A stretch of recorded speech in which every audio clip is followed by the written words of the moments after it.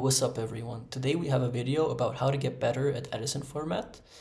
So a part of it is just playing more games and making sure you don't misplay, you have your sequencing correct. But another big part of it is to compare yourself to better players than yourself and to see what you would do in a situation if you were put in a similar situation as them, right? So the best way to do that is essentially follow these simple steps that I'm going to show you, and you can do this anytime you have the duration of a game, basically a bit more than the time it took to play that individual game. And yeah, so I apologize for this setup because I'm in my dorm and I don't have all of my stuff from home with the mic and everything, so I hope this is going to turn out well. But in any case, the way you start is you essentially look for players that play the deck you like and are good at it. So, for example, I like to play Black Wings, although that's not the only deck I play. That's the one I enjoyed the most and I found most success with. So, in that sense, an Italian player, Ludo, he's a very skilled Black Wing player. So I like to watch his replay sometimes. So the way you would do that is you could either go on Discord and do /profile in any of the ones that have a format library bot. You do /profile, then you put the name, the Discord handle, and then it should give you some name essentially.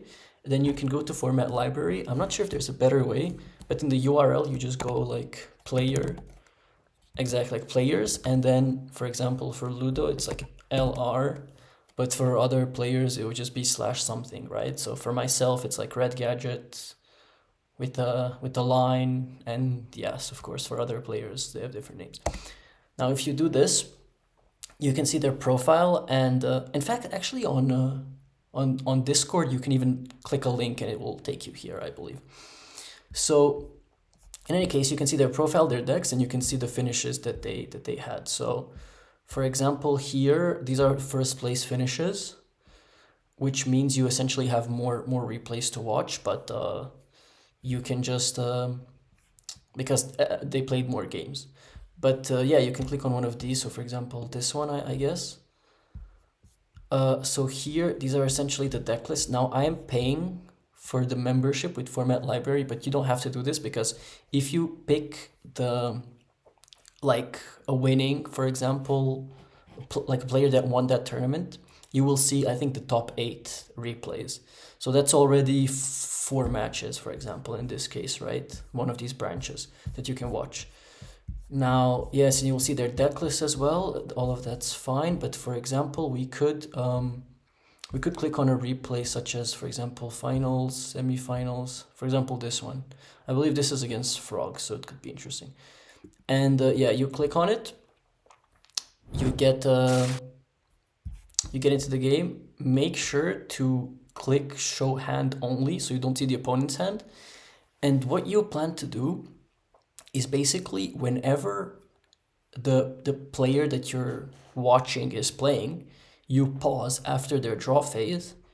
You say what exactly you want to do if you were them, and then you see how they play it out, and then you basically compare these two and find some kind of measurement of how well you did, even though these players are not perfect, obviously, and as you get better, your plays might get nuanced and you might see something they didn't see. But still, I think it's a good benchmark because if they managed with such gameplay to basically be at first place, then if you have better plays, well, obviously you might do better. But if you can do the plays as they did, you will be in the same spot they would naturally. So you just click basically next play. You can pause. What I like to do is click pause and then just click next play. But you could also play it out. So here we are going second, the opponent draws, and I will let him play out. So here we see a swap frog, sending freeborn, probably bounce back. This is set a back row, pause. Okay, so we're here. So what I would do naturally is I would say, okay, I would see this hand, I would have a play. So for example, here, I'm thinking maybe you want to do a Shura poke. Do we fear Gores? probably, but it's the beginning of the game, so there's a high chance that he doesn't have it. And even if he does, we do have a Icarus to clear it, potentially. So it's not that bad, and we have Judgment to protect our back row, so we could just kind of go Shura poke and then set Judgment, Deep Priz, Icarus, maybe even another Deep Priz, because while we're at it. I wouldn't just set a trap, because if they monarch us, we don't have a good out, and they might go for like substitute plays that pop back row. Deep Prison would be good there, but they would do a substitute play only like the turn after, because they want to get another summon, right? So let's see what he does.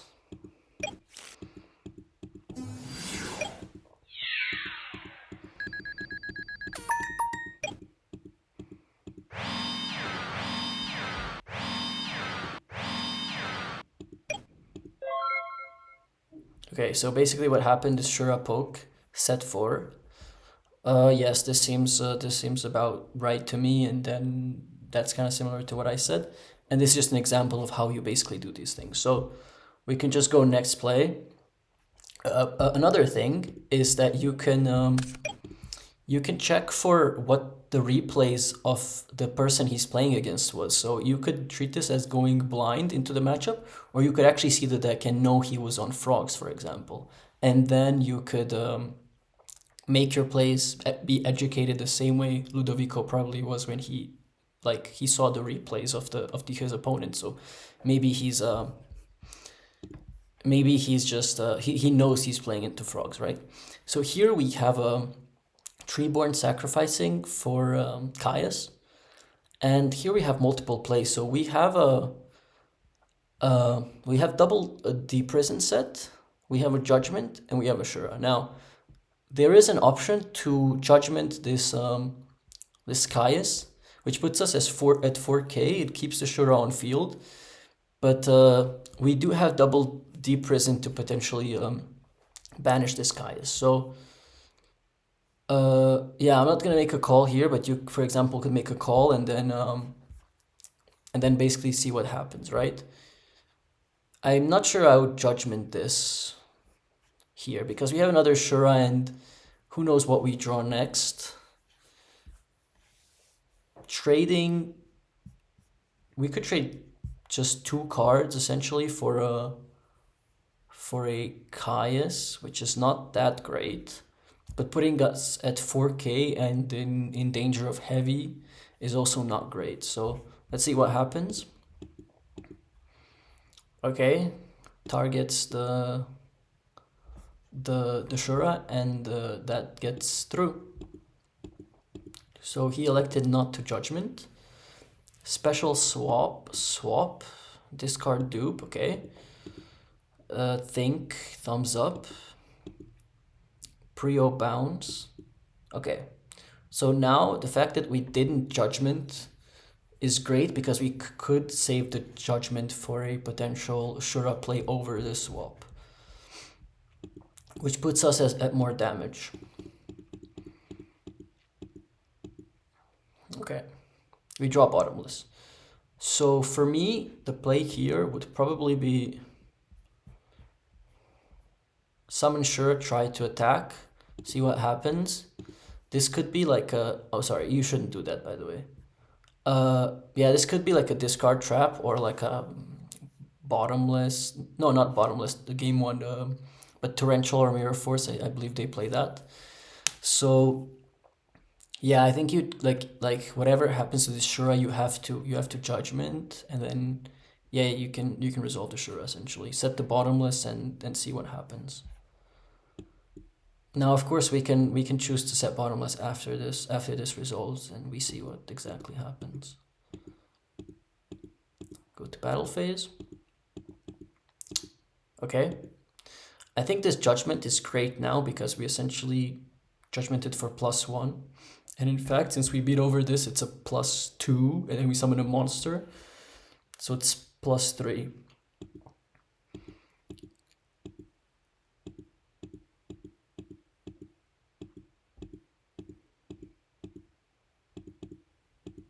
Okay, that's interesting. I didn't keep the Like I didn't say what I was gonna summon, for example. That's also something you need to consider. I don't know if I would have summoned Kalut here, which is very interesting why he elected this. Probably because, okay, if he hit for 14, he would be at 4k. And then next turn, yeah, it's not lethal. But it is a lot of damage on board. And I think maybe the idea was that we don't sink because we want to make the Icarus live. And we have a bottomless double deep prison, so we just want pressure and we try to remove the threats. So yeah, there might have been a case to summon a Gale here, but then that puts us at, yeah, it puts him at 41. I don't think there's a big difference. Yeah, it's interesting. It's very interesting. And I'm sure a lot of people wouldn't make this play. And that's exactly why such basically exercises are good, because you can see what this person did and what got him the win. And then you can discuss either with your friends, or you can even contact the person, just like, okay, maybe not too much, but if you have like a play that you're not sure, you can, I'm sure people would be happy if you contacted them and asked them, okay, what exactly was going on here in your head. But anyway, Kalut gets summoned. And yes, we swing. We set the bottomless and pass. Treeborn for a Caius.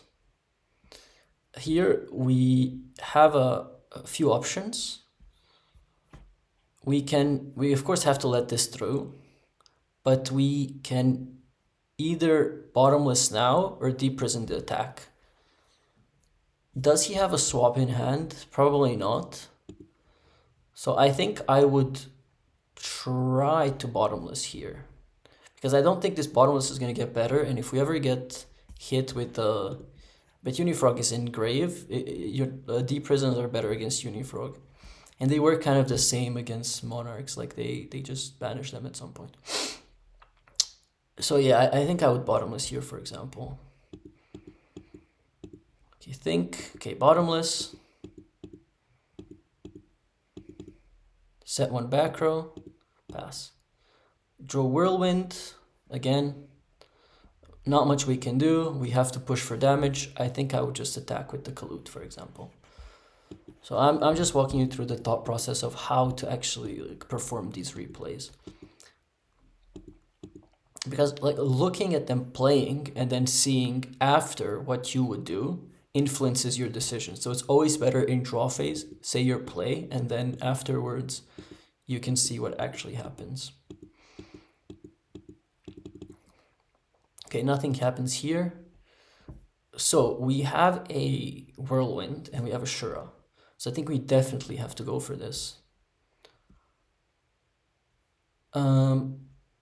There also might be a play, which is very risky, of like Icarusing the Kalut and like one of our deep prisons in this, to make sure that the Shura like hits with Whirlwind with another Kalut in hand for game. I'm not sure how risky that is, because if this is like a discard trap that he has, he could hit one of our other back row and we effectively did nothing. Like if he hits this for a 50-50 with the discard trap, we are very cooked, because we have a Shura and then a deep prison, and we went very neg. But maybe that's the move if we're going for game. So in any case, you either go Whirlwind Shura or you do the play as I said. But let's see what happens. Let's see if he risks this or he just goes for Whirlwind Shura. Because one play, okay. So he will go for this. Swing for 14. Of course, we're going for game at this stage. I think it's pretty obvious, like we're hitting for damage.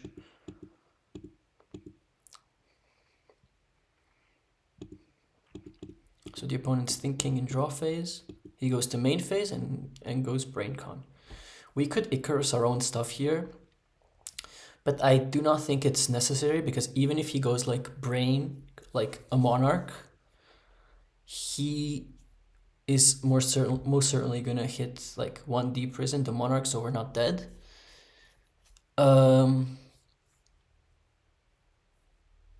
So like yeah, like the monarch's gonna get deprisoned for sure because of course he can't target 2 cards. And yeah, we're not dead to the Kalut poke, but there is a chance that he summons something else. But then again, we have 2D prison, so I would feel pretty safe giving it here.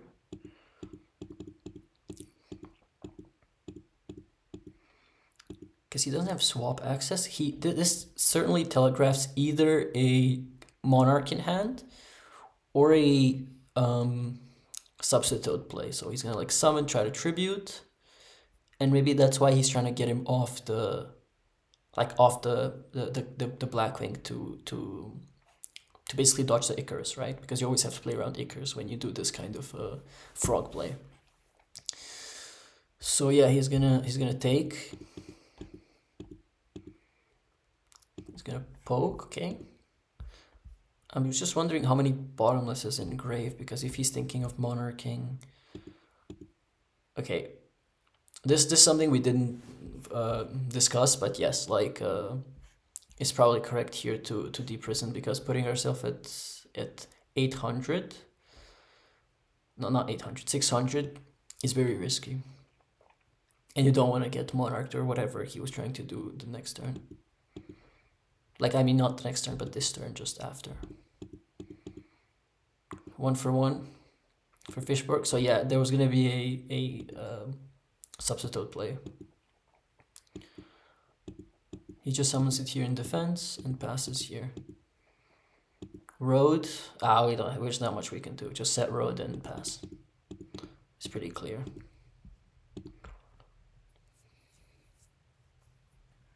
Okay. There's not much. We don't have any interaction for this. You might want to think to like bluff. Also interesting to see where he bluffs. And what is he bluffing? I didn't follow that, but there were some things and some HMMs thrown in the chat, so that's also very interesting to see. Here we get hit by a swap frog. Are we thinking of deprisoning this? I mean, it depends what we draw, but I think yes, because if it converts to a dupe, it's extremely risky. I think I would try to deprison this. Maybe not, okay. So we take 1,000, set a card from hand. Okay, tribute for a dupe. Another deprison. We set that, obviously. We pass. So here we are kind of dead to a swap if it wasn't for the 2 deprisons that we have. So we have them here, and we're in desperate need of a Blackwing card to trigger our Whirlwind and our Icarus. Here, if he attacks, we're obviously gonna deprison. A tribute summon for Lad.